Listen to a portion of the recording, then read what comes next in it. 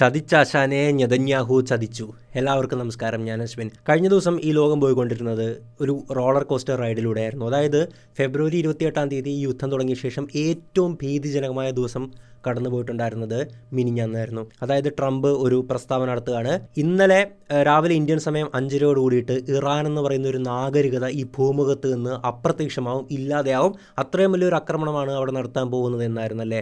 അപ്പോൾ പിന്നീട് ഒരുപാട് പോസ്റ്റുകളൊക്കെ കണ്ടത് ഈവൻ ന്യൂക്ലിയർ ഒരു ആയുധം പ്രയോഗിക്കുമെന്ന് വരെ നമ്മൾ കണ്ടിട്ടുണ്ടായിരുന്നു. അല്ലെങ്കിൽ അവിടുത്തെ എല്ലാം തകർത്തു, അത്രയും വലിയൊരു മിസൈൽ ആക്രമണമായിരിക്കും അവിടെ നടക്കാൻ പോകുന്നത് എന്നൊക്കെ പറഞ്ഞിട്ടുള്ള വലിയ ചർച്ചകൾ നടക്കുകയാണ്. കാരണം ട്രംപ് പോസ്റ്റ് ചെയ്തു ഇറാൻ എന്ന് പറയുന്ന ഒന്നിന് ഭൂമുഖത്ത് ഉണ്ടാകില്ല എന്ന് പറഞ്ഞിട്ട്. അതിനുശേഷം പിന്നീട് സംഭവിച്ച കാര്യം എന്തെന്നാൽ പാകിസ്ഥാൻ പ്രൈം മിനിസ്റ്ററിൻ്റെ പോസ്റ്റ് വരുന്നു. ഞാൻ മറ്റൊരു കാര്യം പറയുവാണെങ്കിൽ കഴിഞ്ഞ ദിവസം പറഞ്ഞിട്ടുണ്ടായിരുന്നു, പാകിസ്ഥാൻ പ്രധാനമന്ത്രി ഷെഹ്ബാസ് ഷെരീഫ് ട്രംപിൻ്റെ കയ്യിലൊരു പാവ മാത്രമായിട്ട് മാറിയിട്ടുണ്ടെന്നല്ലേ. എന്നാൽ ഇന്നലെ കൃത്യമായിട്ടുള്ള തെളിവ് വന്നിരിക്കുകയാണ്. അത്രയും വലിയൊരു കൺട്രോളിലാണ് എന്നൊരു കാര്യം വ്യക്തമാക്കുന്ന തരത്തിലാണ് അദ്ദേഹത്തിൻ്റെ ഒരു കയ്യബദ്ധം സംഭവിക്കുകയാണ് അവിടുത്തെ പ്രധാനമന്ത്രിക്ക് പാകിസ്ഥാനിലെ. അപ്പോൾ അതുമായി ബന്ധപ്പെട്ട് ഒരുപാട് കാര്യങ്ങൾ സംസാരിക്കാനുണ്ട്. ഇപ്പോൾ പിന്നീട് തൊട്ട് പുറമെ ട്രംപിൻ്റെ പോസ്റ്റ് വരുന്നു, ഇറാൻ്റെ പോസ്റ്റ് വരുന്നു. അങ്ങനെ എന്തായാലും ഇന്നലെ രാവിലെ ഇന്ത്യൻ സമയം 5:00 കൂടിയിട്ട് ഇറാൻ മൊത്തത്തിൽ തകരുമെന്ന് പ്രതീക്ഷിച്ചിരിക്കുന്ന സമയത്ത് എന്തായാലും ഒരു 14 ദിവസത്തെ സീസ് ഫയർ, വെടിനിർത്തൽ കരാറ് രണ്ട് രാജ്യങ്ങളും തമ്മിൽ, അതായത് അമേരിക്കയും ഇറാനും തമ്മിൽ ഒരു ധാരണയിലെത്തുകയാണ്. പക്ഷേ പിന്നീട് സംഭവിച്ച കാര്യം എന്തെന്നാൽ, എല്ലാം കഴിഞ്ഞത് ഇന്ന് രാവിലെ കണ്ട ന്യൂസ് എന്തെന്നാൽ, ഇസ്രയേൽ ലെബനനിൽ ഇന്നേ വരെ നടത്തിയിട്ടുള്ളതിൽ ഏറ്റവും ക്രൂരമായിട്ടുള്ള ഒരു ആക്രമണം നടത്തിയിരിക്കുകയാണ്. 10 മിനിറ്റിനുള്ളിൽ 60 സ്ഥലങ്ങളിലായിട്ട് 100 കണക്കിന് റോക്കറ്റുകളാണ് വന്ന് പതിച്ചത്. അതും ഏറ്റവും മാരകശേഷികൾ, അത്രത്തോളം പ്രഹരശേഷിയുള്ള റോക്കറ്റുകളാണ് പതിച്ചത്. അവിടുത്തെ ബിൽഡിങ്ങുകളെല്ലാം നിലംപൊത്തുകയാണ്. ഒരു വലിയ നഗരം പോലെ. അതിൻ്റെ സാറ്റലൈറ്റ് വ്യൂസൊക്കെ നമ്മൾ ഇൻസ്റ്റാഗ്രാമിലൊക്കെ കണ്ടിട്ടുണ്ടായിരുന്നു. എനിക്കിവിടെ കാണിക്കുന്ന ലിമിറ്റേഷനുള്ളതുകൊണ്ടാണ്. അതായത് വലിയൊരു ബ്യൂട്ടിഫുൾ ആയിട്ടുള്ള ഒരുപാട് വീട് ഇങ്ങനെ നിൽക്കുന്ന ഒരു സ്ഥലം, ചുറ്റും പച്ചപ്പും കാര്യങ്ങളൊക്കെ ഉണ്ട്. അവിടെ ഫുള്ള് ബോംബാക്രമണം നടത്തുകയാണ്. ഇസ്രായേൽ തന്നെ പുറത്തുവിട്ട ഫുട്ടേജാണ്. അത് തവിട് പൊടിയാകുകയാണ്. അങ്ങനെ വലിയ കെട്ടിടങ്ങൾ, അതിൻ്റെ അടിയിൽ വന്ന് മിസൈൽ അടിക്കുന്നു, അത് അപ്പാട് നിലംപൊത്തുന്നു. ഒരുപാട് 200-ലധികം ആൾക്കാർ മരണപ്പെട്ടിട്ടുണ്ട് എന്നൊക്കെ കേൾക്കുന്നു. കുഞ്ഞു കുട്ടികളടക്കം ഇപ്പോൾ ലെബനനിൽ മരിച്ചിട്ടുണ്ട്. ഇസ്രായേൽ പറയുന്നത് എന്താണ്, അവിടുത്തെ മിലിറ്റന്റ് ഗ്രൂപ്പായിട്ട് ഹെസ്ബുള്ള ഉണ്ടല്ലോ, ഈ ഒരു ഇറാൻ്റെ പ്രോക്സി ഗ്രൂപ്പാണ്, ആക്സിസ് ഓഫ് റെസിസ്റ്റൻസിലുള്ളതാണ്, നമ്മൾ ഒരുപാട് തവണ സംസാരിച്ചിട്ടുള്ളതാണ്. അവരെ തകർക്കാൻ വേണ്ടിയാണ് ഈ ജനങ്ങളുടെ ഇടയിലേക്ക് ബോംബിട്ടതെന്നാണ്. എന്ത് ന്യായമാണത്? തീർത്തും ഇതൊരു ചെറുത്തുനിൽപ്പോ പ്രത്യാക്രമണമായിട്ടൊന്നും കാണാൻ പറ്റില്ല. ഇവിടെ എല്ലാം ആക്രമിക്കപ്പെട്ടത് സാധാരണക്കാരൻ്റെ വീടുകളും അവർ താമസിക്കുന്ന ഇടങ്ങളുമൊക്കെയാണ്. 10 മിനിറ്റിനുള്ളിൽ 100 കണക്കിന് മിസൈലുകൾ, പ്രഹരശേഷിയുള്ള മിസൈലുകൾ വന്ന് പതിച്ച് കുഞ്ഞുങ്ങളുടെയൊക്കെ ശരീരം ചിതറിപ്പോകുന്ന കാഴ്ചകൾ, അതിൻ്റെ വീഡിയോ ഫുട്ടേജൊക്കെ വന്നിട്ടുണ്ട്. അതൊക്കെയായിരുന്നു നമ്മൾ കണ്ടിട്ടുണ്ടായിരുന്നത്. അങ്ങനെ വീണ്ടും ദ വാർ ഈസ് ഓൺ. പക്ഷേ ഇസ്രായേൽ നടത്തിയിട്ടുള്ള ഈ ഒരു ആക്രമണത്തെ നമ്മൾ നിസ്സാരമായിട്ടല്ല കാണേണ്ടത്. മറിച്ച് ഇതിൻ്റെ പിന്നിൽ ട്രംപ് എന്ന് പറയുന്ന ഒരു അരവട്ടൻ്റെ ചരടുവലിയുണ്ടോ എന്ന് നമ്മൾ സംശയിക്കേണ്ടിയിരിക്കുന്നു. കാരണം പുള്ളിക്ക് ഒരു തരത്തിലും ഈ യുദ്ധം നിർത്താൻ പറ്റില്ലായിരുന്നു. അങ്ങനെയാണ് പാകിസ്ഥാനെ ഒരു പാവയാക്കിക്കൊണ്ട് എങ്ങനെയെങ്കിലും യുദ്ധം നിർത്താമെന്നുള്ളൊരു കഥ മെനഞ്ഞ് ഇങ്ങനെ വന്നിട്ടുണ്ടായിരുന്നത്. അതിനുശേഷം പുള്ളിക്ക് യുദ്ധം മുമ്പോട്ട് കൊണ്ടുപോകണം, അല്ലെങ്കിൽ എന്തെങ്കിലും പ്രശ്നം വീണ്ടും ഉണ്ടാക്കണം. അതിന് ഇസ്രായേലിനെ കൂട്ടുപിടിച്ചിട്ട് ഇസ്രായേലിനോട് പറഞ്ഞാണോ ഇതുപോലൊരു ഭീകരാക്രമണം നടത്തിയെന്നാണ് ഞാൻ സംശയിക്കുന്നത്. അല്ലെങ്കിൽ രണ്ടാമത്തെ സാധ്യത എന്തെന്നാൽ, ഇസ്രായേൽ എന്നുള്ളത്, നെതന്യാഹു എന്നുള്ളത് ട്രംപിനും മുകളിലും വളർന്നിരിക്കുകയാണ്. ഈ വെടിനിർത്തൽ കരാറൊന്നും അവർക്കൊരു പുല്ലുമല്ല. കാരണം ഇസ്രായേൽ വെടിനിർത്തൽ കരാറിൻ്റെ ഭാഗമല്ല എങ്കിൽ കൂടിയിട്ട് ട്രംപുമായിട്ട് അത്രയും സഖ്യമുള്ള രാജ്യമാണ് ഇസ്രായേൽ. ട്രംപും ഇസ്രായേലും ചേർന്നിട്ടാണ് ഈ ഒരു ഇറാൻ്റെ ആക്രമണവും കാര്യങ്ങളും എല്ലാം നടത്തിയിട്ടുണ്ടായിരുന്നതല്ലേ. പക്ഷേ വീണ്ടും ഇസ്രായേൽ ഈ ഒരു നിമിഷം ഇത്രയും ക്രൂരമായിട്ടുള്ള ഒരു ആക്രമണം നടത്തണമെങ്കിൽ രണ്ട് സാധ്യതകളാണുള്ളത്. ഒന്നെങ്കിൽ ട്രംപ് പറഞ്ഞിട്ടാണ് ചെയ്തത്, അല്ലെങ്കിൽ ട്രംപ് ഞങ്ങൾക്ക് പുല്ലാണ്, ട്രംപിനോട് ഞങ്ങൾക്ക് ചോദിക്കേണ്ട കാര്യമൊന്നുമില്ല എന്നൊരു മൈൻഡ് സെറ്റാണ് അവിടെ ഉള്ളത്. അപ്പോൾ ശരിക്കും ഇവിടെ എന്തൊക്കെയാണ് സംഭവിച്ചുകൊണ്ടിരിക്കുന്നത്? ഈ കഴിഞ്ഞ ദിവസങ്ങളിലായിട്ട് ട്രംപ് അനൗൺസ് ചെയ്ത് എന്താണ്, ഇറാൻ എന്ന് പറയുന്ന ഒരു നാഗരികത ഇല്ലാതാക്കുമെന്നൊക്കെ പറഞ്ഞിട്ടുണ്ടല്ലോ. അത് തുടങ്ങി ഇന്നേ വരെ സംഭവിച്ചിട്ടുള്ള എല്ലാ കാര്യങ്ങളും നമുക്ക് ഈ ഒരു ഒറ്റ വീഡിയോ നോക്കാം. അപ്പോൾ ഇതുപോലുള്ള വീഡിയോസൊക്കെ നിങ്ങളുടെ ഫീഡിലേക്ക് വരണമെങ്കിൽ ഈ വീഡിയോ ഒന്ന് ലൈക്ക് ചെയ്ത് വെച്ചേക്കാൻ ശ്രമിക്കുക. എങ്കിൽ മാത്രമേ യൂട്യൂബിന് ഏതൊക്കെ വീഡിയോസാണ് നിങ്ങൾക്ക് റെക്കമെൻഡ് ചെയ്യുന്നതെന്ന് അറിയാൻ പറ്റത്തുള്ളൂ. ഇറാൻ പ്രതിസന്ധിയും സാമ്പത്തിക പ്രശ്നങ്ങളും കാരണം പെട്രോളിനും ഗ്യാസിനും വില കൂടുന്ന വാർത്തകളാണല്ലോ നമ്മളിപ്പോൾ കേൾക്കുന്നത്. എന്നാൽ ഈ ഒരു തകർച്ചയ്ക്കിടെ നമ്മുടെ പണം വളർത്താനുള്ള ഒരു വലിയൊരു അവസരം മാർക്കറ്റിലുണ്ട്. ഓഹരി വിപണി താഴ്ന്നു നിൽക്കുന്ന ഈ സമയത്ത് നല്ല കമ്പനികളുടെ സ്റ്റോക്കുകൾ വിലക്കുറവിൽ വാങ്ങാൻ സാധിക്കും. ഇതൊന്നും പഠിക്കാൻ സമയമില്ലാത്തവർക്കായിട്ട് കാനറ HSBC ലൈഫിന്റെ BSE 500 എൻഹാൻസ്ഡ് വാല്യൂ 50 ഇൻഡെക്സ് ഉണ്ടെന്ന പുതിയ NFO ഇപ്പോൾ ലഭ്യമാണ്. ഇന്ത്യയിലെ മുൻനിരയിലുള്ള എന്നാൽ നിലവിൽ മൂല്യം കുറഞ്ഞു നിൽക്കുന്ന 50 കമ്പനികളിലാണ് ഈ ഫണ്ട് ഇൻവെസ്റ്റ് ചെയ്യുന്നത്. ഒരു എക്സ്പേർട്ട് ഫണ്ട് മാനേജർ തന്നെ നിങ്ങൾക്കായിട്ട് കാര്യങ്ങൾ ചെയ്യുന്നതിനാലും നമുക്കൊരു ടെൻഷനും വേണ്ട. പക്ഷേ ഈ വരുന്ന ഏപ്രിൽ 15 വരെ മാത്രമേ നമുക്ക് ഈ NFOയിൽ ഇൻവെസ്റ്റ് ചെയ്യാൻ സാധിക്കത്തുള്ളൂ. കൂടുതൽ ഡീറ്റെയിൽസ് അറിയണമെങ്കിൽ ലിങ്ക് താഴെ വീഡിയോ ഡിസ്ക്രിപ്ഷൻ ബോക്സിലും കമന്റ് ബോക്സിലും കൊടുത്തിട്ടുണ്ട്. ഈ NFOയുടെ ഇൻഡെക്സിന്റെ റിട്ടേൺ നോക്കിയാൽ കഴിഞ്ഞ 5-7 വർഷങ്ങളിലായിട്ട് 30.5%, 25.8% ശരാശരി റിട്ടേൺസ് ആണ് ഓരോ വർഷവും നൽകിയിട്ടുള്ളത്. ബാങ്കിലൊക്കെ 5-6% കിട്ടുന്നത് ഇതുമായിട്ട് താരതമ്യം ചെയ്ത് നോക്കിയാൽ മനസ്സിലാകും ഇവിടെ എത്ര മടങ്ങാണ് റിട്ടേൺ എന്ന്. ഇവിടെ NAV 10 രൂപയാണ്. നമ്മളെ കൊണ്ടാകുന്ന എത്ര വലിയ എമൗണ്ട് നമുക്ക് ഇവിടെ ഇൻവെസ്റ്റ് ചെയ്യാം. മാസം അടയ്ക്കുന്ന എമൗണ്ടിന്റെ 120 ഇരട്ടി വരുന്ന ലൈഫ് കവർ ലഭിക്കുന്നതിനോടൊപ്പം വർഷത്തിൽ 2.5 ലക്ഷം രൂപ വരെ നിക്ഷേപിച്ചാലും കിട്ടുന്ന ലാഭത്തിന് ടാക്സും ഉണ്ടായിരിക്കില്ല. പ്രവാസികൾക്കൊക്കെ കഴിയുമെങ്കിൽ മാസം 18,000 രൂപയൊക്കെ വെച്ച് ഇൻവെസ്റ്റ് ചെയ്യാൻ സാധിച്ചാൽ 2 കോടിയുടെ റിട്ടേൺ കിട്ടാനുള്ള സാധ്യതയും ഇവിടെ നോക്കിയാൽ കാണാം. പിന്നെ ഇവിടെ 5 വർഷം ലോക്കിംഗ് പീരീഡ് ഉള്ളതുകൊണ്ട് അത്രയും കാലം തുടർച്ചയായി മാറ്റിവെക്കാൻ കഴിയുന്ന നിങ്ങളെ കൊണ്ട് പറ്റുന്ന എമൗണ്ട് സെലക്ട് ചെയ്യുക. അപ്പോൾ ഏപ്രിൽ 15 NFOയുടെ ലാസ്റ്റ് ഡേറ്റ്. അതായത് ഇനി 7 ദിവസം കൂടിയേ ബാക്കിയുള്ളൂ. താഴെ ഡിസ്ക്രിപ്ഷൻ ബോക്സിലും കമന്റ് ബോക്സിലുള്ള ലിങ്കിൽ പോയി നോക്കിയാൽ കൂടുതൽ കാര്യങ്ങൾ മനസ്സിലാക്കാനും ഇൻവെസ്റ്റ് ചെയ്യാനും സാധിക്കുന്നതാണ്. അല്ലെങ്കിൽ ഇവിടെ ഇപ്പോൾ കാണുന്ന ഈ QR കോഡ് സ്കാൻ ചെയ്താലും മതി. താല്പര്യമുള്ളവർക്ക് ചെക്ക് ചെയ്ത് നോക്കാവുന്നതാണ്. അവിടെ മലയാളത്തിൽ കാര്യങ്ങൾ കോളിലൂടെ ചോദിച്ച് മനസ്സിലാക്കാനും ഇനി വേണമെങ്കിൽ അവരുടെ ഒരു ഏജന്റ് നേരിട്ട് വീട്ടിൽ വന്ന് പ്ലാൻ എക്സ്പ്ലെയിൻ ചെയ്യണമെങ്കിൽ അതിനുള്ള സൗകര്യവും അവിടെയുണ്ട്. ഇന്നലെ അതായത് ബുധനാഴ്ച ഇന്ത്യൻ സമയം രാവിലെ 5:30 കൂടിയിട്ട് ലോകം പ്രതീക്ഷിച്ചത് അല്ലെങ്കിൽ ആ ഒരു ഭീതിയോടെ ഇരുന്നൊരു മൂവ്മെന്റ് എന്തെന്നാൽ ട്രംപ് കൊടുത്ത സമയം അവസാനിക്കുകയാണ്. ട്രംപ് അതിനു മുമ്പ് ഉള്ളൊരു ദിവസം പോസ്റ്റും ചെയ്തു. ഈ ഒരു ദിവസത്തോടെ ഇറാൻ എന്ന് പറയുന്ന ഒരു നാഗരികത അപ്രത്യക്ഷമാകുകയാണ്. ചരിത്രത്തിലെ ഏറ്റവും പ്രധാനപ്പെട്ട ഒരു നിമിഷമായിരിക്കും ഇവിടെ സംഭവിക്കാൻ പോകുന്നതെന്നൊക്കെ പറഞ്ഞിട്ട് വലിയൊരു പ്രസ്താവന ഇറക്കുകയാണ്. ഇതോടെ എല്ലാ രാജ്യങ്ങളിലും ലോകമെമ്പാടുമുള്ള എല്ലാ രാജ്യങ്ങളിലും എല്ലാ പ്രാദേശിക മാധ്യമങ്ങളിലും അടക്കം ചർച്ച ചെയ്യുകയാണ്. കാരണം എന്താണ് സംഭവിക്കാൻ പോകുന്നത് അല്ലെങ്കിൽ എന്താണ് ഇയാൾ ചെയ്യാൻ പോകുന്നതെന്ന് ആർക്കും ഒരു പിടിയില്ല. മറ്റ് രാജ്യങ്ങളൊക്കെ തമ്മിൽ യുദ്ധം വരുമ്പോൾ നമുക്കറിയാം അവരൊരു പരിധിവരെ ആക്രമിക്കത്തുള്ളൂ. പക്ഷേ ട്രംപ് എന്ന് പറയുന്നൊരു വ്യക്തി, ഞാൻ ഈവൻ അമേരിക്ക എന്ന് പോലും പറയുന്നില്ല, ട്രംപ് എന്ന് പറയുന്നത് ഒരു അരക്കിറുക്കനായതുകൊണ്ട് എന്ത് ചെയ്യുമെന്ന് ആർക്കും പറയാൻ പറ്റാത്തൊരു സാഹചര്യമാണുള്ളത്. ഈ യുദ്ധത്തിൻ്റെ ഒരു കാലഘട്ടം എടുത്തു നോക്കിയാൽ അങ്ങനെയാണ് പോയിരിക്കുന്നത്. ഈ യുദ്ധം ഒന്ന് അവസാനിക്കുന്ന ഒരു അവസ്ഥയിലേക്ക് എത്തുമ്പോഴേക്കും ഇയാൾ എന്തെങ്കിലും പ്രശ്നമുണ്ടാക്കും, വീണ്ടും നേരെ യുദ്ധം മുകളിലോട്ട് പോവുകയാണ്. ഇത് തന്നെയാണ് കഴിഞ്ഞ കുറച്ച് നാളുകളായിട്ട് നമ്മൾ കണ്ടുകൊണ്ടിരിക്കുന്നത് അല്ലേ. അപ്പോൾ ട്രംപിൻ്റെ ആ ഒരു പോസ്റ്റ് ഞാൻ കൃത്യമായിട്ട് മലയാളത്തിൽ വായിക്കുവാണെങ്കിൽ a whole civilization will die tonight എന്ന് പറയുന്ന ഒരു പോസ്റ്റാണ്. ഈ രാത്രി ഒരു സമ്പൂർണ്ണ നാഗരികത തന്നെ ഇല്ലാതാവും. അത് ഇനി ഒരിക്കലും തിരികെ കൊണ്ടുവരാൻ കഴിയില്ല. അങ്ങനെ സംഭവിക്കുമെന്ന് ഞാൻ ആഗ്രഹിക്കുന്നില്ല, പക്ഷേ മിക്കവാറും അത് സംഭവിച്ചേക്കാം. അതായത് ഇറാൻ എന്ന് പറയുന്ന ആ ഒരു സിവിലൈസേഷൻ ഉണ്ടല്ലോ, ആ ഒരു നാഗരികത അല്ലെങ്കിൽ ആ ഒരു സംസ്കാരം എന്തു ആയിക്കോട്ടെ, അതിനെ അപ്പാടെ തുടച്ചു നീക്കുമെന്നുള്ള ഒരു പ്രസ്താവനയായിരുന്നു പുള്ളി നടത്തിയിട്ടുണ്ടായിരുന്നത്.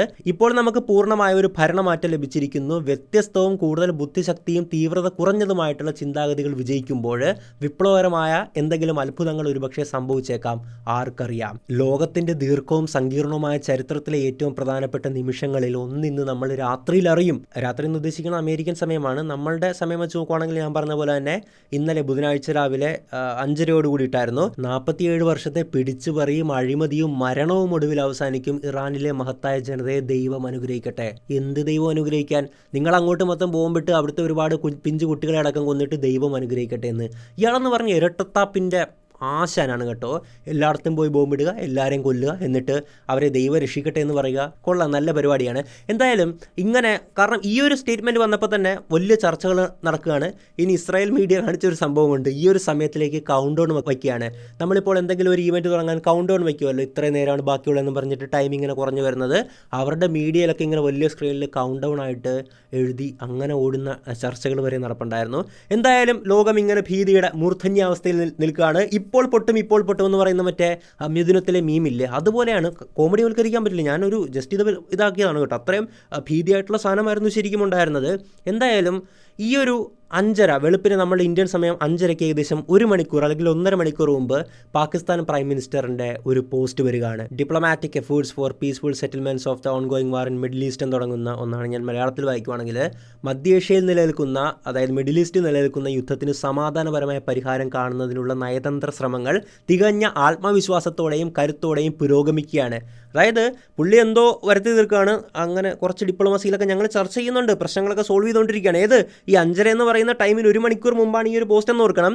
സമീപ ഭാവിയിൽ തന്നെ ഇതിൽ നിർണായകമായിട്ടുള്ള ഫലങ്ങൾ ഉണ്ടാകാൻ സാധ്യതയുണ്ട്. ഈ നയതന്ത്ര നീക്കങ്ങൾ പൂർണ്ണ രൂപത്തിലെത്തുന്നതിനായി സമയപരിധി 2 ആഴ്ചത്തേക്ക് കൂടി നീട്ടി നൽകണമെന്ന് ഞാൻ പ്രസിഡന്റ് ട്രംപിനോട് ആത്മാർത്ഥമായിട്ട് അഭ്യർത്ഥിക്കുകയാണ്. ഇതിനോടനുബന്ധിച്ച് ഒരു സൗഹൃദപരമായ നടപടി എന്ന നിലയിൽ ഹോർമൂസ് കടലിടുക്ക്, നമ്മളുടെ സ്ട്രെയിറ്റ് ഓഫ് ഹോർമൂസ് ഉണ്ടല്ലോ, അതാണ് സത്യം പറഞ്ഞാൽ ഈ ലോകത്തിന് മൊത്തം വിഷയമായി മാറിയതല്ലേ, അതടച്ചു. അങ്ങനെ ഒരുപാട് രാജ്യങ്ങളിലേക്കുള്ള ക്രൂഡ് ഓയിൽ സപ്ലൈ നിലച്ചു. 100ഓളം വരുന്ന രാജ്യങ്ങളിൽ പെട്രോളിനൊക്കെ വില കൂടുകയാണ്. ഈവൻ ഈ ട്രംപിൻ്റെ രാജ്യത്ത് പോലും 16-18% പെട്രോളിന് വില കൂടി. അപ്പോൾ അവിടുത്തെ ജനങ്ങൾ തന്നെ, ഞാൻ കഴിഞ്ഞ വീഡിയോയിൽ പറഞ്ഞിട്ടുണ്ടായിരുന്നു, നോ കിങ് റാലി എന്ന് പറയുന്ന ഒരു റാലിയിൽ ഏകദേശം 80 ലക്ഷത്തോളം ജനങ്ങൾ അമേരിക്കയിലെ എല്ലാ സ്റ്റേറ്റിൽ നിന്നുമായിട്ട് പങ്കെടുത്തിട്ടുണ്ടായിരുന്നു. അത്രയും വലിയ പ്രതിഷേധമാണ് സ്വന്തം രാജ്യത്തെ ജനങ്ങൾ ഈ നരാധമനെതിരെ നടത്തിയിട്ടുണ്ടായിരുന്നത്. അപ്പോൾ ഇറാൻ ഹോർമൂസിൽ കൈവച്ചു. ഹോർമൂസ് എന്ന് പറയുന്നത് ഇറാൻ്റെ ഒരു ഭയങ്കര സംഭവമാണ്. അവർക്ക് ജിയോഗ്രഫിക്കലി പ്രകൃതി കനിഞ്ഞു നൽകിയ ഒരു വരദാനം പോലെയാണ് ഹോർമൂസ് ഇരിക്കുന്നത്. കാരണം അവരെ ആക്രമിച്ചു കഴിഞ്ഞാൽ അവർ ഹോർമൂസിൽ പിടിമുറുക്കും. ഹോർമൂസിൽ പിടിമുറുക്കിയാൽ ആ പിടി നീരാളിപ്പിടുത്തം പോലെ ലോകത്തിൻ്റെ എല്ലാ മേഖലയിലേക്കും ബാധിക്കുമല്ലേ. നമ്മളെയും ബാധിച്ചു. ഇന്ത്യയിൽ LPG ഷോർട്ടേജ് ഉണ്ടായി, പല റെസ്റ്റോറൻറ്റുകളും അടയ്ക്കേണ്ട സാഹചര്യമൊക്കെ ഉണ്ടായ കാര്യമൊക്കെ നമുക്കറിയാം അല്ലേ. അപ്പോൾ ഹോർമൂസ് എന്നുള്ളത് ഭയങ്കര ഒരു സംഭവം തന്നെയാണ്. എന്തായാലും ഈ ഹോർമൂസ് 2 ആഴ്ചത്തേക്ക് തുറന്നു നൽകണമെന്ന് പാകിസ്ഥാൻ ഇറാനിയൻ സഹോദരങ്ങളോട് പൂർണ്ണ മനസ്സോടെ അഭ്യർത്ഥിക്കുകയാണ്. മേഖലയിൽ ദീർഘകാല സമാധാനവും സുസ്ഥിരതയും ഉറപ്പാക്കുന്നതിനും നയതന്ത്ര ചർച്ചകളിലൂടെ യുദ്ധം പൂർണ്ണമായിട്ട് അവസാനിപ്പിക്കുന്നതിനും വേണ്ടി എല്ലാ യുദ്ധമുന്നണികളും 2 ആഴ്ചത്തേക്ക് വെടിനിർത്തൽ പാലിക്കണമെന്ന് ഞങ്ങൾ അഭ്യർത്ഥിക്കുകയാണ്. അപ്പോൾ പാകിസ്ഥാൻ പ്രധാനമന്ത്രിയായിട്ടുള്ള ഷെഹ്ബാസ് ഷെരീഫിൻ്റെ ഒരു പോസ്റ്റായിരുന്നു ട്വിറ്ററിൽ, എക്സിലൊക്കെ പങ്കുവച്ചിട്ടുണ്ടായിരുന്നു. പക്ഷേ പാകിസ്ഥാൻ PMൻ്റെ ഈ പോസ്റ്റ് ഉണ്ടല്ലോ, അതിൻ്റെ അകത്ത് വലിയൊരു പ്രശ്നം സംഭവിച്ചിട്ടുണ്ടായിരുന്നു. അതായത് കഴിഞ്ഞ കുറച്ച് ദിവസം മുമ്പ് പാകിസ്ഥാനിലെ ഒരു പത്രം, ലാഹോറിലുള്ള ഏതോ പത്രമാണ്, ആ പത്രത്തിൽ ഒരു ന്യൂസ്, അതിൻ്റെ അടിയിൽ would you like to add any points എന്നൊക്കെ പറഞ്ഞിരുന്ന ആ ChatGPTയുടെ സാധനം ഇല്ലേ, അതുകൂടെ ഉണ്ടായിരുന്നു. അതായത് കോപ്പി പേസ്റ്റ് ചെയ്തായിരുന്നു ആ പത്രത്തെ വെച്ചിട്ടുണ്ടായിരുന്നത്. എന്തായാലും പോട്ടെ, അത് പത്രമാണെന്ന് പറഞ്ഞ് നമുക്ക് തള്ളിക്കളയാമല്ലേ. പക്ഷേ ഈ പോസ്റ്റിലെ ഏറ്റവും വലിയ പ്രശ്നം എന്താണെന്നറിയാവോ, അത് കോപ്പി പേസ്റ്റ് ചെയ്തതാണ്. കോപ്പി പേസ്റ്റ് ചെയ്തപ്പോൾ തുടക്കത്തിൽ വന്ന സാധനം എന്താണെന്നറിയാവോ, draft Pakistan's PM message on X, Pakistan പ്രധാനമന്ത്രിക്ക് എക്സിലിടാനുള്ള മെസ്സേജ് എന്നും പറഞ്ഞൊരു ഹെഡിങ് കൂടെ ആ ഒരു മെസ്സേജിനുണ്ടായിരുന്നു. അതായത് പ്യുവർലി കോപ്പി പേസ്റ്റഡ് മെസ്സേജാണ്. ഇനി ആരായിരിക്കും ഈ ഒരു സന്ദേശം കൊടുത്തിട്ടുള്ളത്? മറ്റാരുമല്ല, ട്രംപ് അഡ്മിനിസ്ട്രേഷനാണ്. ഞാൻ കഴിഞ്ഞ ഏതൊരു വീഡിയോയിൽ പറഞ്ഞിട്ടുണ്ടായിരുന്നു, ഇയാൾ വെറും പാവയായി മാറിക്കൊണ്ടിരിക്കുകയാണ്, ട്രംപ് ഇയാളെ വെച്ച് പല കളികളും കളിക്കുകയാണെന്നുള്ളതല്ലേ. ഇനി ചിന്തിച്ച് നോക്കൂ, ഒരു PMൻ്റെയൊക്കെ, ഇപ്പോൾ നമ്മുടെ PM എടുക്കുക, ഇവരുടെയൊക്കെ സോഷ്യൽ മീഡിയ പ്രൊഫൈൽസ് ഒക്കെ ഹാൻഡിൽ ചെയ്യുന്നവരാണ്. മറ്റൊന്നുമല്ല, ഉയർന്ന പ്രൈവറ്റ് സെക്രട്ടറിമാരായിരിക്കും അല്ലേ, ടോപ്പ് IAS ഓഫീസേഴ്സും IPS ഓഫീസേഴ്സൊക്കെയാണ് അത് ഹാൻഡിൽ ചെയ്യുന്നത്. ഈവൻ ഒരു സെക്രട്ടറി മറ്റൊരു സെക്രട്ടറിക്ക് കൊടുക്കുകയാണ് ഈ ഒരു മെസ്സേജ് ആണ് ഇടുന്നതെന്ന് പറഞ്ഞാൽ പോലും ഇന്ത്യാസ് PM മെസ്സേജ് ഒന്നും അവിടെ കൊടുക്കേണ്ട കാര്യമില്ല. മറിച്ച് PMൻ്റെ മെസ്സേജ് ഓൺ എക്സ് എന്നും പറഞ്ഞിട്ട് ഫോർവേഡ് ചെയ്ത് കൊടുത്താലേ നമുക്ക് മനസ്സിലാക്കാം അങ്ങനെയാണെന്നു. പക്ഷേ നമ്മൾ മറ്റൊരു രാജ്യത്തിന് വേണ്ടി കൊടുക്കുമ്പോഴല്ലേ Pakistan's PM message on X എന്നും പറഞ്ഞ് നമ്മൾ കൊടുക്കേണ്ട കാര്യമുള്ളൂ. അല്ലാതെ നമ്മൾ ഇന്ത്യയിലുള്ള ഇപ്പോൾ നമ്മുടെ PMൻ്റെ ഒരു പ്രൈവറ്റ് സെക്രട്ടറി മറ്റൊരു പ്രൈവറ്റ് സെക്രട്ടറിക്ക് ഒരു മെസ്സേജ് ഫോർവേഡ് ചെയ്ത് കൊടുക്കുകയാണ്, ഇന്ന സാധനം പോസ്റ്റ് ചെയ്യാനുള്ളതാണ്, അതിൽ India's PM message on X എന്നൊന്നും പറഞ്ഞ് കൊടുക്കില്ല, PM മെസ്സേജ് ഓൺ എക്സ് അല്ലേ. ഇത് ക്ലീനായിട്ട് ട്രംപ് കൊടുത്താണ്. ട്രംപ് ഇടയിൽ നിന്ന് കളിക്കുകയാണ്. മാത്രമല്ല, പാകിസ്ഥാന് ഇവിടെ അത്രയും ശക്തിയൊന്നുമില്ല. ട്രംപുമായിട്ട് സംസാരിച്ചു, ഇറാനുമായിട്ട് സംസാരിച്ചു, ഇല്ല. ട്രംപ് ഈ പാകിസ്ഥാൻ പ്രധാനമന്ത്രിയെ മടിയിൽ പാവയായി വെച്ചിരുത്തി കളിപ്പിക്കുകയാണ്.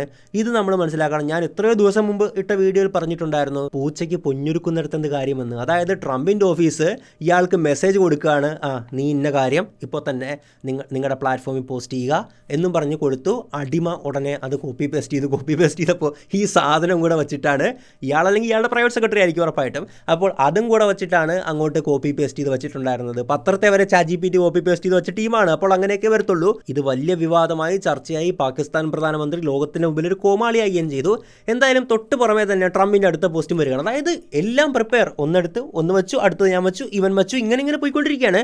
ട്രംപിൻ്റെ തൊട്ട് പുറമേ വന്ന പോസ്റ്റ് എന്തെന്നാൽ, പാകിസ്ഥാൻ പ്രധാനമന്ത്രി ഷെഹ്ബാസ് ഷെരീഫ് ഫീൽഡ് മാർഷൽ അസിഫ് മുനീറുമായിട്ട് നടത്തിയ ചർച്ചകളുടെ അടിസ്ഥാനത്തിൽ ഇന്ന് രാത്രി ഇറാനിലേക്ക് അയക്കാൻ നിശ്ചയിച്ചിരുന്ന വിനാശകരമായ സൈനിക നീക്കം തടയണമെന്ന അവരുടെ അഭ്യർത്ഥന മാനിച്ചും ഒക്കെ ഞാൻ ഈ തീരുമാനമെടുത്തിരിക്കുകയാണ്. ഇറാൻ ഇസ്ലാമിക് റിപ്പബ്ലിക് പൂർണ്ണമായിട്ടും ഉടനടിയും സുരക്ഷിതമായും ഹോർമൂസ് കടലിടുക്ക് തുറന്നു കൊടുക്കാമെന്ന് സമ്മതിക്കുന്ന പക്ഷം, അതായത് അടുത്ത ഇങ്ങനെ കോപ്പി പേസ്റ്റ് ചെയ്ത് വച്ചിരിക്കുന്ന പോലത്തെ സാധനങ്ങൾ വരികയാണ് കേട്ടോ, ഫുള്ള് സോഷ്യൽ മീഡിയന്ന് അങ്ങനെ തുറന്നു കൊടുക്കാവുന്ന സമ്മതിക്കുന്ന പക്ഷം ഇറാന് മേലുള്ള ബോംബാക്രമണവും മറ്റ് ആക്രമണങ്ങളും 2 ആഴ്ചത്തേക്ക് നിർത്തിവെക്കാൻ ഞാൻ സമ്മതിക്കുന്നു.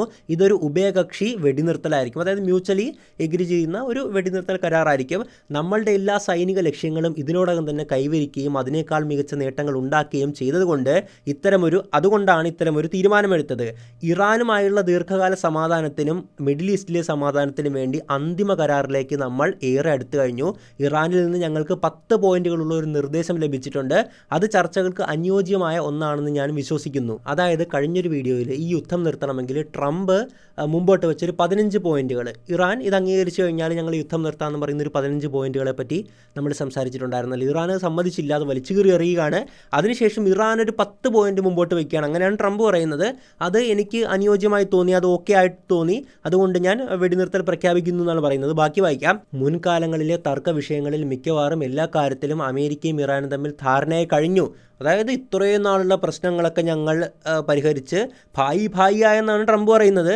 ഈ 2 ആഴ്ചത്തെ സമയം കരാർ അന്തിമമാക്കാനും നടപ്പിലാക്കാനും സഹായിക്കും. യുണൈറ്റഡ് സ്റ്റേറ്റ് പ്രസിഡന്റ് എന്ന നിലയിലും മിഡിൽ ഈസ്റ്റിലെ രാജ്യങ്ങളെ പ്രതിനിധീകരിച്ചും ദീർഘകാലമായി നിലനിന്നിരുന്ന ഈ പ്രശ്നം പരിഹാരത്തോട് അടുക്കുന്നതിൽ എനിക്ക് അഭിമാനമുണ്ട്. ഓക്കെ, യുണൈറ്റഡ് സ്റ്റേറ്റ്സിൻ്റെ പ്രസിഡന്റ് എന്ന നിലയിൽ പറഞ്ഞു. ഈ മിഡിൽ ഈസ്റ്റിലെ പ്രതിനിധീകരിക്കാൻ നിങ്ങളാരാണ്? അത് അവിടുത്തെ ആരെങ്കിലും കേട്ടിട്ടാണോ? ഒന്ന് ഇയാളെന്ന് പറഞ്ഞാൽ ലോകത്തിൻ്റെ ഈ തന്തയാകാൻ ശ്രമിക്കുന്ന ഒരു സ്വഭാവം ഞാൻ ഒരുപാട് വീഡിയോ പറഞ്ഞിട്ടുള്ളതാണ്. ഇപ്പോൾ പറഞ്ഞു കേട്ടോ, മിഡിൽ ഈസ്റ്റിനെ പ്രതിനിധീകരിച്ചും. ഓക്കെ, മിഡിൽ ഈസ്റ്റിൻ്റെ തന്തയായി കഴിഞ്ഞു. ഇതാണ് ഇയാളുടെ ഒരു രീതി എന്ന് പറയുന്നത്. ഇന്ത്യ പാകിസ്ഥാൻ യുദ്ധം നടക്കുമ്പോൾ ഞാൻ ഇടപെട്ട് പ്രശ്നം പരിഹരിച്ചു എന്നും പറഞ്ഞ് വരുത്തി തീർക്കാൻ ശ്രമിച്ചു. ഓപ്പറേഷൻ സിന്ദൂറിൻ്റെ സമയത്ത് ഇന്ത്യ പറഞ്ഞു ഒരാളും സംസാരിച്ചില്ല, നമ്മൾ തന്നെയാണ് സംസാരിച്ച് എല്ലാ കാര്യങ്ങളും സെറ്റ് ചെയ്തതെന്ന് പറഞ്ഞു. ഇപ്പോൾ സൗദി പ്രിൻസിനെ കഴിഞ്ഞ ദിവസം ചീത്ത പറയുന്നുണ്ടായിരുന്നു. വാ തുറന്നാൽ അത്രത്തോളം മ്ലേച്ഛമായിട്ടുള്ള അസഭ്യപരമായിട്ടുള്ള കള്ളങ്ങൾ പോലും പറയാൻ മടിയില്ലാത്ത ഒരാളാണ് ഈ ട്രംപ് എന്നുള്ളത്. ഇനി നമുക്കറിയേണ്ടത് ഈ ഒരു പ്രസ്താവനയോട് ഇറാൻ്റെ മറുപടി എന്താണെന്നുള്ളതാണ്. കാരണം ട്രംപ് ഓരോ പോയിന്റുകൾ മുമ്പോട്ട് വയ്ക്കും, ഇറാനെല്ലാം കീറി എറിയുകയാണ് ചെയ്യുന്നത്. ഇതൊന്നും പറ്റൂല, നിങ്ങൾ എന്ത് വേണമെങ്കിലും ചെയ്യും, ഞങ്ങളും തിരിച്ചടിക്കും, നിങ്ങളടിച്ചാൽ ഞങ്ങൾ നശിപ്പിക്കും എന്ന് പറയുന്ന അത്രയും കട്ടുകട്ടി സ്റ്റാൻഡായിരുന്നു ഇറാൻ എടുത്തിട്ടുണ്ടായിരുന്നതല്ലേ. പക്ഷേ ട്രംപിൻ്റെ ഈ പോസ്റ്റ് വന്നതിന് തൊട്ട് പിന്നാലെ ഇറാൻ്റെ പോസ്റ്റ് വരികയാണ്. ഞാൻ ആലോചിക്കുന്നത് ഇതെല്ലാം കോപ്പി പേസ്റ്റ് ചെയ്ത് വെച്ച് ജനങ്ങളെല്ലാവരും മണ്ടന്മാരാക്കുകയാണോ? തൊട്ട് പുറമെ തന്നെ ഇറാന്റെ വിദേശകാര്യമന്ത്രിയായിട്ടുള്ള അബ്ബാസ് അറഗച്ചിയുടെ ഒഫീഷ്യൽ പോസ്റ്റ് വരികയാണ്. മേഖലയിലെ യുദ്ധം അവസാനിപ്പിക്കാൻ പാകിസ്ഥാൻ പ്രധാനമന്ത്രി ഷെരീഫും ഫീൽഡ് മാർഷൽ മുനീറും നടത്തുന്ന അശ്രാന്ത പരിശ്രമങ്ങൾക്ക് ഇറാൻ ഇസ്ലാമിക് റിപ്പബ്ലിക്കിന് വേണ്ടി ഞാൻ നന്ദിയും അഭിനന്ദനവും അറിയിക്കുന്നു. പ്രധാനമന്ത്രി ഷെരീഫിന്റെ ഔദ്യോഗിക അഭ്യർത്ഥന മാനിച്ചും ചർച്ചകൾക്കായിട്ട് US മുന്നോട്ട് വെച്ച 15 പോയിന്റ് നിർദ്ദേശങ്ങൾ പരിഗണിച്ചും. അതായത് കഴിഞ്ഞ വീഡിയോയിൽ നമ്മൾ 15 പോയിന്റുകൾ പറഞ്ഞിട്ടുണ്ടായിരുന്നു. അതിൻ്റെ അകത്ത് പ്രധാനമായിട്ടും ഇവർ ഈ ഒരു ആണവായുധം, ഈ യുറേനിയം എൻറിച്ച്മെൻ്റ് ഉണ്ടല്ലോ, സമ്പുഷ്ടീകരണം ഉണ്ടല്ലോ, അത് പൂർണ്ണമായിട്ടും നിർത്തണം, ഇവരുടെ മിസൈൽ റേഞ്ച് കുറയ്ക്കണം, മിസൈൽ ഉണ്ടാക്കുന്നത് കുറയ്ക്കണം, എല്ലാം ഇൻ്റർനാഷണൽ അറ്റോമിക് ഏജൻസിക്ക് റിപ്പോർട്ട് ചെയ്യണം, അവർക്ക് പരിശോധിക്കാൻ പറ്റണം എന്നൊക്കെ പറയുന്ന ഒരു 15 പോയിന്റുകളായിരുന്നു ഉണ്ടായിരുന്നതല്ലേ. അത് പരിഗണിക്കാമെന്ന് ഇപ്പോൾ പറയുന്നു. ഒന്ന് ആലോചിച്ച് നോക്കുക, കഴിഞ്ഞ ദിവസങ്ങളിൽ അങ്ങനെയാണെങ്കിൽ കഴിഞ്ഞ ദിവസങ്ങളിൽ തന്നെ ഇവർക്ക് അത് അംഗീകരിച്ചിട്ട് യുദ്ധം നിർത്തിയാൽ പോരായിരുന്നോ? ഇപ്പോൾ ഇവരൊരു 10 പോയിന്റ് അങ്ങോട്ട് വെച്ചു, എന്നിട്ട് പറയുകയാണ് ഈ 10 പോയിന്റ് ട്രംപ് അംഗീകരിക്കാമെന്ന് പറഞ്ഞു, ട്രംപിൻ്റെ 15 പോയിന്റ് ഞങ്ങളും അംഗീകരിക്കാമെന്ന് പറഞ്ഞു. അതായത് ഇതിലെ ഒരു കുഴപ്പം ഞാൻ പറഞ്ഞുതരാം. ഈ യുദ്ധം, ഇത്രയും ഭീകരമായിട്ടുള്ള യുദ്ധം നടന്ന എന്തിനാണ്?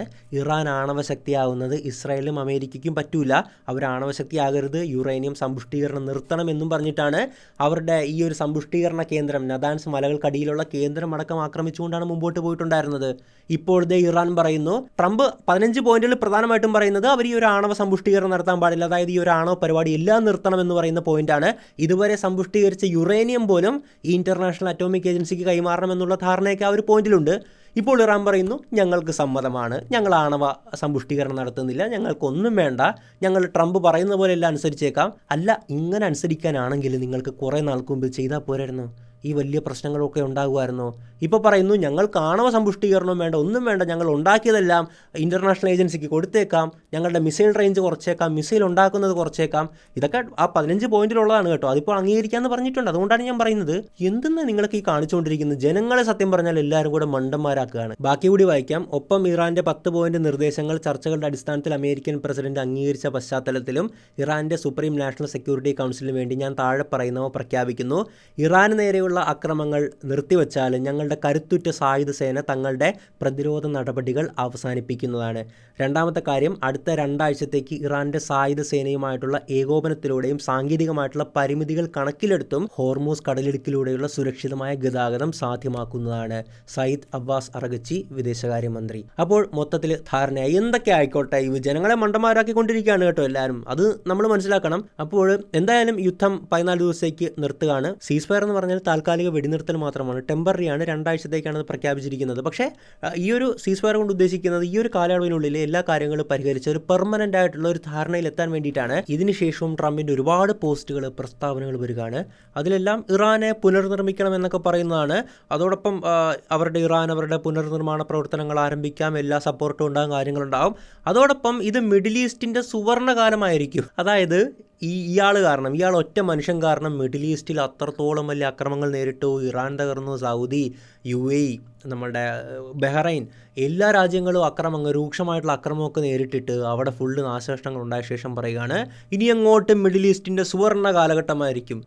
ഇത് പറയാനുള്ളൊരു ഒഡാസിറ്റി എന്ന് പറയുന്നത് നിസ്സാരമല്ല കേട്ടോ. തൊട്ട് പുറമെ അടുത്തൊരു പോസ്റ്റ് വരികയാണ്, ഭൂമിക്കടിയിൽ ആഴത്തിൽ കുഴിച്ചിട്ടിരിക്കുന്ന ആണവ അവശിഷ്ടങ്ങൾ കണ്ടെത്തി നീക്കം ചെയ്യും ഇറാനുമായിട്ട് സഹകരിച്ചുകൊണ്ട്. അതായത് ഇറാൻ്റെ ആണവ പദ്ധതിയാണല്ലോ ഇവർക്ക് ഏറ്റവും വലിയ പ്രശ്നമായിട്ടുള്ളത്. അതൊക്കെ ഞങ്ങൾ നീക്കം ചെയ്യും.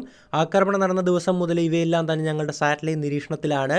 ആക്രമണം നടന്ന തീയതി മുതൽ അവയിൽ ആരും തൊട്ടിട്ടില്ല. ഇറാന് മേലുള്ള താരിഫ്, ഉപരോധം, സാങ്ഷൻസ് എന്നിവ ഒഴിവാക്കുന്നതിനെ കുറിച്ച് ഞങ്ങൾ സംസാരിച്ചു വരികയാണ്. ഇങ്ങനെ ഒരുപാട് കാര്യങ്ങളൊക്കെ വരികയാണ്. തൊട്ടുപുറമെ മറ്റൊരു പോസ്റ്റ് വരികയാണ്, ഇറാനിലേക്ക് സൈനിക ആയുധങ്ങൾ വിതരണം ചെയ്യുന്ന ഏത് രാജ്യത്തിനും 50% താരിഫ് ചുമത്തുന്നതാണ്. അതായത് അവർ അമേരിക്കയിൽ വിൽക്കുന്ന പ്രോഡക്ട്സ് ഉണ്ടല്ലോ അതിൻ്റെ മുകളിൽ 50% ചുമത്തുമെന്ന് പറയുകയാണ്. എന്തായാലും ഇയാളുടെ അരവട്ടും കെറുക്കും ഒക്കെ കണ്ട് ഓക്കെ എന്തൊക്കെ ആയിക്കോട്ടെ ഈ യുദ്ധം ഒന്ന് അവസാനിക്കുമല്ലോ എന്നും പറഞ്ഞ് പ്രതീക്ഷിച്ചിരിക്കുമ്പോഴാണ് രാവിലെ തന്നെ വന്ന വാർത്ത എന്തെന്നാൽ ഇസ്രയേൽ ലെബനനിൽ അതിഭീകരവും അതീവ ക്രൂരവുമായിട്ടുള്ള ഒരു ആക്രമണമായിരുന്നു അഴിച്ചുവിട്ടിട്ടുണ്ടായിരുന്നത്. ലെബനൻ്റെ ക്യാപിറ്റലായിട്ടുള്ള ബെയ്റൂട്ട്, ബേഖ താഴ്വര, തെക്കൻ ലെബനൻ എന്നിവിടങ്ങളിൽ 100 കണക്കിന് മിസൈലുകൾ, അതും മാരക പ്രഹരശേഷിയുള്ള മിസൈലുകളാണ്. അതിൻ്റെ വീഡിയോസൊക്കെ ഫുൾ ഇൻസ്റ്റാഗ്രാമിലും മറ്റ് സോഷ്യൽ മീഡിയയിലൊക്കെ ഫ്ലഡഡ് ആണ്. അത് കൃത്യമായിട്ട് കണ്ടുകൊണ്ടാണ് ഞാൻ പറയുന്നത്. ഒരു ബിൽഡിംഗ് ഒക്കെ മൊത്തത്തിൽ കൊളാപ്സ് ചെയ്യുകയാണ്. ഇസ്രായേൽ തന്നെ അതിൻ്റെ ഡ്രോൺ ഫൂട്ടേജ് പുറത്തു വിടുകയാണ്. ഒരു നഗരമുണ്ടല്ലോ അപ്പാടെ ഇല്ലാതാക്കുന്നു. അവിടെ തവിട് പിടിയ, അതിനുമുമ്പ് വളരെ മനോഹരമായിട്ടുള്ള പച്ചപ്പിൻ്റെ ഇടയിലുള്ള ഒരുപാട് കുഞ്ഞു കുഞ്ഞു വീടുകളും കെട്ടിടങ്ങളൊക്കെ ആയിരുന്നു, അതടക്കം തകർക്കുകയാണ്. അതായത് ഇസ്രായേൽ പലപ്പോഴും പറയുന്നത് ഞങ്ങൾ ആക്രമിക്കുന്നത് തീവ്രവാദികളെയാണ്, ഇപ്പോൾ ഹമാസിനെയാണ് ആക്രമിക്കുന്നത്, ഇവിടെ ഹെസ്ബുള്ളയാണ് ആക്രമിക്കുന്നതെന്നാണ് പറയുന്നത്. ഏത് ഹെസ്ബുള്ള ഈ ഫ്ലാറ്റിൻ്റെ അകത്തല്ലേ ഇരിക്കുന്നത്? ജനവാസ മേഖലകൾ, ഇത് പക്കാ ജനവാസ മേഖലകളെ കേന്ദ്രീകരിച്ച് നടത്തിയിട്ടുള്ള ഒരു ആക്രമണമാണ്. ഇത് ചെറുത്തുനിൽപ്പോ അല്ലെങ്കിൽ ഒരു വാർഫെയർ ഒന്നുമല്ല, മറിച്ച് കൊലപാതകമാണ്. കൃത്യമായിട്ട് പറയുകയാണ്, ഇതൊരു വാർ ക്രൈമാണിത്. നമ്മുടെ രാജ്യത്ത് ഇന്ത്യയിലാണെങ്കിലും അല്ല ഇസ്രായേലിലാണെങ്കിലും അവിടെയുള്ളൊരു വ്യക്തി മറ്റൊരു വ്യക്തിയെ കൊന്നാൽ അവർക്ക് ശിക്ഷ കിട്ടുമല്ലേ? പരമാവധി വധശിക്ഷ വരെ നമ്മുടെ രാജ്യത്ത് കൊടുക്കാൻ പറ്റുന്ന സാഹചര്യങ്ങളുണ്ട്. അവിടെ അങ്ങനെയൊക്കെ തന്നെയാണ്. പക്ഷേ ആ രാജ്യത്തിൻ്റെ തലവൻ ക്രൂരമായിട്ടുള്ള കൂട്ടക്കുരുതി നടത്തുകയാണ്. ഇത് സിമ്പിളല്ല, നിസ്സാരമല്ല. എന്തൊക്കെയായാലും ഇസ്രായേലിൽ ലെബനനിൽ നടത്തിയിട്ടുള്ള ഈ ഒരു ആക്രമണത്തിന് തൊട്ട് പിന്നാലെ തന്നെ ഇറാൻ ഗൾഫ് രാജ്യങ്ങളിലേക്ക് വീണ്ടും പ്രത്യാക്രമണം നടത്തുകയാണ്. വീണ്ടും കാര്യങ്ങൾ ഭീകരമായി പോയിക്കൊണ്ടിരിക്കുകയാണ്. അതുപോലെ തന്നെ തുറന്ന ഹോർമൂസ് ആയിരുന്നു 2 ആഴ്ചത്തേക്കല്ലേ, ആദ്യം ഇപ്പോൾ താൽക്കാലികമായിട്ട് അടച്ചിട്ടുണ്ട്. ഇനി പെർമനൻ്റ് ആയിട്ട് വീണ്ടും അടയ്ക്കാൻ പോകുക എന്നാണ് പറയുന്നത്. കാരണം ഈ ഒരു സീസ് ഫയർ എന്നുള്ള ആ ഒരു വെടിനിർത്തൽ ധാരണ ലംഘിക്കപ്പെട്ടിരിക്കുകയാണ്. പക്ഷേ ഇവിടെ ധാരണയായത് അമേരിക്കയും ഇറാനുമാണെന്ന് ഓർക്കുക. ഇസ്രായേൽ അതിൻ്റെ പങ്കാളിയല്ല കരാർ പ്രകാരം. പക്ഷേ നമ്മൾ പ്രത്യക്ഷത്തിൽ നോക്കുകയാണെങ്കിൽ ഇസ്രായേലും അമേരിക്കയും കൂടിയാണ് ഈ ഒരു ഇറാന് മേലുള്ള ആക്രമണങ്ങളും കാര്യങ്ങളൊക്കെ നടത്തുന്നതല്ലേ. അങ്ങനെ ഇരിക്കെ ലോകം ഒരു ശാന്തി സമാധാനത്തിലേക്ക് എത്തുമെന്ന് പറയുന്ന ഒരു അവസ്ഥ ഇരിക്കെ ഇസ്രായേൽ ഇത്രയും വലിയൊരു ഭീകരമായിട്ടുള്ള, ഇന്നേ വരെ ലെബനനിൽ ഇത്രയും വലിയൊരു ആക്രമണം നടത്തിയിട്ടുള്ള ചരിത്രത്തിൽ ആദ്യമായിട്ടാണ് ഇത്രയും ഭീകരമായിട്ട് നടത്തുന്നത്. അപ്പോൾ 2 കാര്യങ്ങളാണ് അതിൻ്റെ പിന്നിലുള്ളത്. ഒന്നെങ്കിൽ ട്രംപ് സോഷ്യൽ മീഡിയയിലൂടെ പലതും പറയുമെങ്കിലും പുള്ളി ഒരു സാഡിസ്റ്റ് ചിന്താഗതിയുള്ള വ്യക്തിയാണ്. പുള്ളിക്ക് യുദ്ധമൊക്കെ കണ്ടിങ്ങനെ ആസ്വദിക്കണമായിരിക്കാം. അതുകൊണ്ട് നെതന്യാഹുവിനെ കൊണ്ട് ആക്രമണം നടത്തിയതായിരിക്കാം. പക്ഷേ എനിക്ക് അതിനപ്പുറത്തേക്ക് തോന്നുന്നത് നെതന്യാഹു സ്വന്തമായിട്ട് ഇറങ്ങി കളിക്കുകയാണ്. അതായത് എന്ത് വെടിനിർത്തൽ, അതൊക്കെ ഇറാനും അമേരിക്കയും തമ്മിൽ, അത് ട്രംപ് അയാൾ എന്തെങ്കിലും കാണിക്കട്ടെ, ഇത് നമ്മൾ തമ്മിലുള്ള കളിയാണ്, ഞാൻ ഈ കളി മൊത്തം കത്തിച്ചു തരാമെന്നും പറഞ്ഞിട്ട് നെതന്യാഹുവിന് ഭ്രാന്ത് കയറിയിട്ട് ഇത് മൊത്തം തകർത്താണോ എന്ന് എനിക്ക് സംശയമുണ്ട്. അങ്ങനെ ആകാനും സാധ്യതയുള്ളൂ. കാരണം അമേരിക്ക പറഞ്ഞിട്ട് ലെബനനിലേക്ക് ചുമ്മാ ഇത്രയും വലിയൊരു ആക്രമണം നടത്തേണ്ട കാര്യമില്ല ഇസ്രായേലിന്. ഇസ്രായേൽ സ്വമേധയാണ് ലെബനനിലേക്ക് നടത്തുന്നുണ്ട് പലപ്പോഴായിട്ട്. പക്ഷേ ഇത്രയും ഭീകരമായിട്ടുള്ള ഒരു ആക്രമണം നമ്മൾ കണ്ടിട്ടില്ല. അത് ഗസയിലേക്ക് ഒരു ദിവസം നടത്തിയതിനേക്കാളും ഭീകരമായിട്ടുള്ള ആക്രമണമാണ് ഇങ്ങോട്ട് വന്നത്. ടോട്ടൽ അല്ല ഞാൻ പറയുന്നത്, എല്ലാ ദിവസത്തെയും കൂടെ കണക്കല്ല പറയുന്നത്. കാരണം 10 മിനിറ്റിനുള്ളിൽ 100 കണക്കിന് 160 സംതിങ് മിസൈലുകളായിരുന്നു വീണിട്ടുണ്ടായിരുന്നത് പല ഭാഗങ്ങളിലായിട്ട്. അപ്പോൾ നെതന്യാഹു കളി മാറ്റി കളിക്കുകയാണെന്ന് വേണം നമ്മൾ മനസ്സിലാക്കാനായിട്ട്. ഇവിടെ സംഭവിച്ചേക്കാൻ സാധ്യതയുള്ളൊരു കാര്യം എന്തെന്നാൽ ഈ ഒരു സീസ് ഫയർ, അതായത് വെടിനിർത്തൽ കരാറിൽ ഈ ട്രംപ് മറ്റേ പാകിസ്ഥാൻ പ്രൈം മിനിസ്റ്ററെ വെച്ച് കളിച്ചൊരു കളിയാണല്ലോ. ഇതിൻ്റെ അകത്തൊന്നും നെതന്യാഹുവിനെ അറിയിച്ചിട്ടുണ്ടാകത്തില്ല, അല്ലെങ്കിൽ നെതന്യാഹുവിനോട് അഭിപ്രായം ചോദിച്ചിട്ടുണ്ടാകത്തില്ല. അപ്പോൾ അതിൻ്റെ ഒരു പകയായിട്ട് എന്നാൽ കാണിച്ചു തരാടാ ട്രംപ് എന്നും പറഞ്ഞിട്ട് നെതന്യാഹു എടുത്ത് പൊട്ടിച്ചതാണ് എന്നുള്ള തരത്തിലാണ് ഒരുപാട് ചർച്ചകൾ പോകുന്നത്. എന്തായാലും ഇതെവിടം കൊണ്ട് അവസാനിക്കുമെന്ന് ഇപ്പോൾ ഒരു പിടിയില്ല. ഹോർമൂസാണ് ഇപ്പോൾ ഒരു പ്രശ്നമായിട്ട് എപ്പോഴും ലോകത്തിനെ ബാധിക്കുന്നതല്ലേ. അതോടൊപ്പം സാധാരണക്കാരുടെ ജീവനും, തീർച്ചയായിട്ടും എല്ലാ രാജ്യങ്ങളിലെ സാധാരണക്കാരുടെ ജീവൻ നമ്മളെ ബാധിക്കണം. അങ്ങനത്തെ ഒരു മനസ്ഥിതി തന്നെ ആയിരിക്കണം നമുക്ക് ഉണ്ടാകേണ്ടത്. അല്ലാതെ ഗസയിലെ മാത്രം ജനങ്ങൾ മരിച്ചു വീഴുമ്പോഴല്ല, ഇസ്രായേലിലെ ജനങ്ങൾ മരിച്ചു വീഴുമ്പോഴും നമുക്ക് അതേ മനസ്ഥിതിയും അതേ സഹതാപവും ഉണ്ടാകണം. ലെബനനിലെ ജനങ്ങൾ മരിച്ചു വീഴുമ്പോഴും ഉണ്ടാകണം. എല്ലാ രാജ്യങ്ങളിലെയും സാധാരണക്കാരായിട്ടുള്ള ജനങ്ങൾക്കൊപ്പമായിരിക്കണം നമ്മൾ നിൽക്കേണ്ടത്. അവിടെയും നമ്മളെപ്പോലുള്ള ജനങ്ങളാണുള്ളതെന്ന് ഓർക്കുക. നമ്മളുടെ കുടുംബത്തെ പോലുള്ള ഒരു കുടുംബമാണ് അവിടെ ഉള്ളത്. ആ കുടുംബത്തിലെ ഒരാൾ മാത്രം അവശേഷിച്ച് ബാക്കി എല്ലാവരും മരണപ്പെട്ടു പോകുന്നു. അങ്ങനെയൊക്കെ ഒരുപാട് സന്ദർഭങ്ങളുണ്ട്. ഭീകരമാണ് യുദ്ധം എന്ന് പറഞ്ഞാൽ ഒട്ടും നിസ്സാരമല്ല. ഇവിടെ കുറേ ഇൻസ്റ്റാഗ്രാമിൽ പിള്ളേർ പറയുന്ന പോലെ അങ്ങോട്ട് വിടുവിക്കണം ഇങ്ങോട്ട് വിടുവിക്കണം. നോ, ഇതെല്ലാവരെയും ബാധിക്കും. നമ്മളെ ഇപ്പോൾ ബാധിച്ചു അല്ലേ? എവിടെയോ നടക്കുന്ന യുദ്ധം കാരണം നമ്മുടെ രാജ്യത്തെയും ബാധിച്ചു, ഒരുപാട് രാജ്യങ്ങളെ ബാധിച്ചു. ഇങ്ങനെയാണ്. എന്തായാലും വരും ദിവസങ്ങളിൽ നമുക്കറിയാം എന്താണ് സംഭവിക്കാൻ പോകുന്നതെന്ന്. തീർച്ചയായിട്ടും നിങ്ങളുടെ അഭിപ്രായങ്ങളൊക്കെ എഴുതുക. യുദ്ധം എവിടെ കൊണ്ടാണ് അവസാനിക്കാൻ പോകുന്നത്? ഇറാൻ ഹോർമൂസിലുള്ള പിടിമുറുക്കുക 2 ആഴ്ചത്തേക്ക് തുറന്നു കൊടുക്കാമെന്ന് പറഞ്ഞിട്ടുണ്ടായിരുന്നു. അതിനുശേഷം പെർമനൻ്റ് ആയിട്ട് ആ ഒരു കരാറൊക്കെ പോയേനെ. ഇനി എന്തായി തീരും അവസ്ഥ എന്നൊന്നും ഒരു പിടിയില്ല. നിങ്ങളുടെ ഒരു കാഴ്ചപ്പാടിലുള്ള സാധനങ്ങളുണ്ടല്ലോ, അതൊന്ന് കമൻറ്റ് ചെയ്യുക. എന്തായാലും പ്രധാനപ്പെട്ട അപ്ഡേറ്റ് ഒക്കെ വന്നു കഴിഞ്ഞാൽ തീർച്ചയായിട്ടും നമ്മൾ ചെയ്യുന്നതാണ്. അപ്പോൾ ഇത്തരം വിഷയങ്ങൾ അറിയുന്നതിനോടൊപ്പം നിങ്ങളുടെ കയ്യിലുള്ള പണം വളർത്താനുള്ള ഒരു മികച്ച അവസരത്തെക്കുറിച്ച് കൂടി ഞാൻ പറഞ്ഞിരുന്നു. താല്പര്യമുണ്ടെങ്കിൽ അത് പരിഗണിക്കാവുന്നതാണ്. ഏപ്രിൽ 15 വരെയാണ് നിങ്ങൾക്ക് NFL ഇൻവെസ്റ്റ് ചെയ്യാൻ അവസരം ഉണ്ടായിരിക്കത്തുള്ളൂ. അതായത് ഇനി 8 ദിവസം കൂടി മാത്രം ബാക്കി. ലിങ്ക് ഞാൻ കമൻറ്റ് ബോക്സിലും ഡിസ്ക്രിപ്ഷൻ ബോക്സിലും കൊടുത്തിട്ടുണ്ട്. അതിൽ പോയിട്ട് കാര്യങ്ങളൊക്കെ വായിച്ച് മനസ്സിലാക്കിയിട്ട് ഇൻവെസ്റ്റ് ചെയ്യാവുന്നതാണ്. അല്ലെങ്കിൽ ഇവിടെ ഇപ്പോൾ കാണുന്ന ഈ QR കോഡ് സ്കാൻ ചെയ്താലും മതി. എന്തായാലും മറ്റൊരു വീഡിയോയിൽ മറ്റൊരു വിഷയമായിട്ട് നമുക്ക് വീണ്ടും കാണാം. It's me Ashwin Madappally signing out.